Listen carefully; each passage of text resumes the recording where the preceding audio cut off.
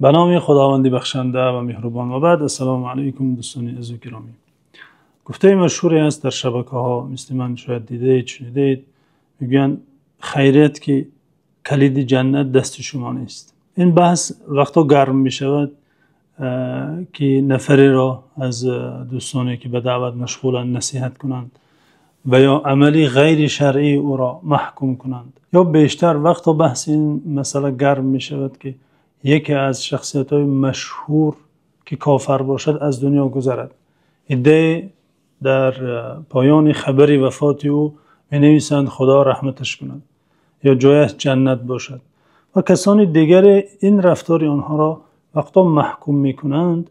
اون جانبی که رحمت و مغفرت می خواهد بر گذشته ها، حتی کافر هم باشند، به این جانب میگویند خوب که کلید جنت دست شما نیست، دست خداوند است. شخصا بنده شاهد یکی از این چنین گفتگوها بودم و آنجا یک روزنامه‌نگاری خیلی معروف رحمت و مغفرت میپرسید برای آن شخصیت مشهوری کافری که از دنیا گذشته بود، و او سخنی او را همچون سخنی مقبول و شرعی مردمان میپذیرفتند، چون که این روزنامه‌نگار گاه از سعدی و حافظ و از شعرهای مولانا قصه میکند، آن را شرح میکند و مردم گمان میکنند که چیزی از اسلام، از شریعت میداند. دوستان عزیز، در دین ما بعضی قاعده های اساسی است، همچون اعتقادهای ریشه‌ای و استوار که مسلمان عذری ندارد برای آنها را ندانستند.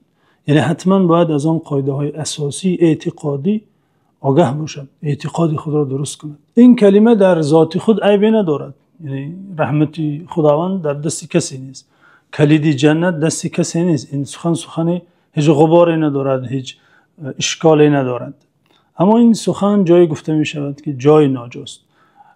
گفتی حضرت علی کلمت حق یراد بها باطل، سخن حق ولی مقصدش باطل است، چون که در مورد ناجا استفاده می شود. وقتا آن دوستانی که مردم را از رحمت و استغفار نمودن برای کافران منع می کنند، یا از جنت پرسیدن برای کسانی که به کفر از دنیا می روند، گمان میکنند که اینها از پیش خودشان چون این کار میکنند، چون این حکم صادر میکنند، بنابراین در جواب آنها میگن خوب که کلید جنت دست شما نیست. بله دوستان عزیز، یا کسانی که بر این اعتقاد هستید کلید جنت دست ما نیست ولی دست شما هم نیست، که برای این نفری که برای شفقت کردید، دلسوزی دارید، در جنت رو برایش گشایید. پس در جنت، کلید در جنت نه دستی ماست نه دست شما، دستی کسی است که جنت را آفریده و رحمتش را به بندگانش تقسیم کرده. مالک رحمت است، مالک جنت است، در کتابش بیان نموده آشکار که رحمتش برای کیست. پس اگر به خدا ایمان داریم، به جنت ایمان داریم، پس باید سخن آن خداوندی را که جنت را آفریده، رحمتش را به بندگان اعلان کرده، مخصوص ایده و از ایده دیگر من نموده، باید ایمان داشته باشیم. باید به این گفته های قرآنی که 10 آیه قرآن و 10 حدیث صحیح گواهی بر این مسئله میدهند باید قبول داشته باشیم. این یکی از اساسیات اعتقاد مسلمان در دین است. 10 آیه قرآن داریم که این قضیه را تاکید میکنند، به صراحت آشکارا میگوید که شخصی که به کفر از دنیا گذرد از رحمت خدا محروم است. آشکارا آیه های قرآن میگویند که شرط نجات در آخرت کلمه لا اله الا الله محمد رسول الله را به زبان آوردن است، ایمان داشتن، به دل باور داشتن و به زبان این کلمه را اقرار نمودن. یعنی شرط نجات آخرت ایمان است. خداوند عزوجل در سوره آل عمران میفرماید و رحمتی وسعت كل شيء فساكتبها للذين يتقون ويؤتون الزكاه والذين هم بآياتنا يؤمنون. رحمت من خیلی وسیع است، همه چیز را فرا میگیرد. آن را نصیبی کسی کردم که اهل تقواست، اهل زکات است و به آیات من ایمان دارد، به قرآن باور دارد، اهل ایمان است. رحمت من خاص این گروه است. در سوره عنکبوت خداوند عزوجل این معنا را تاکید کرده، میگوید والذین کفروا بآیات الله ولقائه اولئک یئسوا من رحمتی. کسانی که به آیات من ایمان ندارند و دیدار من را در آخرت انکار میکنند، روز حساب را اعتراف ندارند، به آن ایمان ندارند، اولئک یئسوا من رحمتی، از رحمت من ناامیدند، رحمت من به آنها نمیرسد. وقتا در مدینه منوره منافقان حضور داشتن، وجود داشتن. یکی از آنان از دنیا گذشت، پیامبر صلی الله علیه و سلم برایش نماز جنازه خواند. آیه قرآنی نازل شد پیامبر صلی الله علیه و سلم را از نماز گذاریدن به منافقان کاملا و قطعا منع کرد.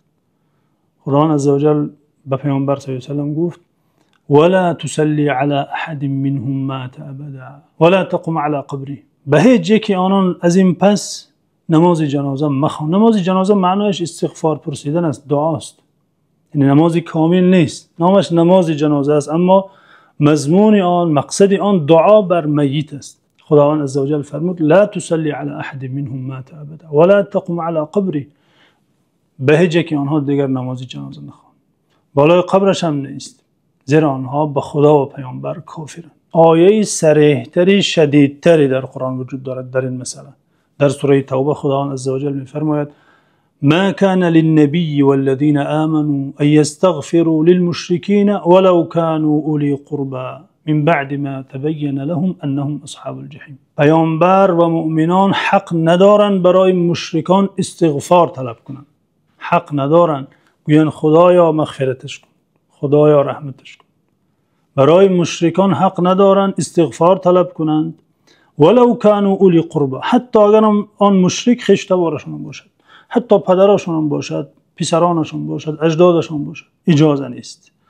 بعد آنه که معلوم شد که آنها از اهل جهنمند، یعنی وقتا به کفر از دنیا می روند و این علامتی جهنمی بودن است. یعنی ظاهرا در حکم اسلام هر که به کفر از دنیا می رود محکوم به جهنم است، چون که شریعت به ظاهری کس عمل می کند، معامله می کند. اگر کلمه شهادت به زبان آرد همچون مسلمان معامله می شود و اگر به کفر از دنیا رود به اعتقاد ضد قرآنیش، به اعتقاد ضد اسلامی، البته همچون کافر مناسبت می شود. در خود همین سوره آیه به این مانند خداوند عزوجل می فرماید استغفر لهم او لا تستغفر لهم ان تستغفر لهم 70 مره فلا یغفر الله لهم. برای مشرکان فرق ندارد استغفار میپرسید یا نمیپرسید. اگر شما 70 مراتب هم استغفار طلب کنید خدا آنها را نمیبخشد. این 70 منظور خود همین رقم نیست، مفسران میگویند منظور عددی زیاد است. یعنی در تعبیر تاجیکی میگیم 1000 بار. اگر 1000 بار هم استغفار طلب کنیم خدا گفته که من او را نمیبخشم. کفر چنان گناهی زشت است، چنان اکبر الکبائر است، اعظم الموبقات است، اظلم ظلم است که خدا نمیبخشد. بله کسانی که به کافران ترحم میکنند، مغفرت میپرسند، جنت میپرسند، شاید از حس انسان دوستیشان باشد، اما باید حس و انسان دوستی و شفقت ما نیز در دایره احکام شریعت ما باشد. چون که کاری را که خدا منع کرده، دست زدن به اون، اقدام کردن به اون، یعنی معصیت است، گناه است. از پشت شفقت به نفر نباید مرتکب کاری حرام شد. خالق بنده ها به بنده ها رحمتش بیشتر است، شفقتش بیشتر است، اما منع کرده. کفر چنان عملی است که مانع رحمت خدا می شود. بله شاید کسی گوید آن کافر به بشریت خدمت میکرد، بیمارخانه ها ساخت، یتیم خانه ها ساخت، این خدمت های برای مردم پیشکش کرد و رفت، یعنی خوبی کرد. چرا به او مغفرت پرسیده نشود؟ ولی دوستانی عزیز باز تکرار میکنیم دستاوردهای دنیوی، خدمت ها بر اهل عالم، بر مسکین و یتیم و فقیر، این معیار نجات در آخرت نیست. یعنی شرطی در آمدن به جنت این چیزها نیست. خداوند شرطی به جنت در آمدن را ایمان قرار داده و فرموده و من یبتغی غیر الاسلام دینا فلا یقبل منه. هر کسی به غیر از اسلام هر دین آیینی را یعنی به خود قبول میکند، میگرود، غیر مقبول است، مردود است، نامقبول است. فجعلناه هباء منثورا. میگه جای دیگر عملی کافر را مثل گرد و غباری که پریشان می شود، نیست می شود میگردانیم. وقتا ایمان نیست هیچ عملش ارزش ندارد. به این اشکال خود پیامبر صلی الله علیه و سلم جوابی آشکارتر دادند. مادرمون عایشه آنگونه که امام مسلم روایت کردند پرسیدن ابن جدعان كان في الجاهلیه یا رسول الله كان يصل الرحم و یطعم المسکین. ابن جدعان یکی از سران مشهور جاهلیت بود. حضرت مادرمان عایشه میگه از پیامبر صلی الله علیه و آله پرسیدم ابن جدعان اینقدر آدم خوب بود، یصل الرحم، پیوند خویش را رعایت میکرد، یطیع المسکین، مسکینان را طعام میداد. اذاک نافعه یا رسول الله، آیا این کارهای او که با کفر البته از دنیا رفته بود او را کمک میکنند؟ پیامبر صلی الله علیه و سلم گفتند لا ینفعه، انه لم یقل یوما اللهم اغفر لی خطیئتی یوم الدین. این کارهای او در آخرت او را نفع ندارد، چون که او روزی نگفت پروردگارا گناهی مرا در روز آخرت ببخش. یعنی بار او خدا نگفت، بار او آخرت نگفت، ایمان نداشت. بنابراین عملهای کافر در دنیا نفعش برایش میرسد، خداوند برایش رزق میدهد آنگونه که در احادیث آمده، شهرت میبخشد، نامور میشود. اما برای داخل شدن به جنت شرط یکم و نخستین ایمان است. لا اله الا الله محمد رسول الله را داشتن است در قلب و زبان. البته علاوه بر این باز عملهای دیگری هست، اما شرط اساسی که اگر این شرط وجود نداشته باشد هیچ کاری خوبی دیگر در آخرت سبب نجات کس نمیگردد. در حفظ و امان خداوند باشید.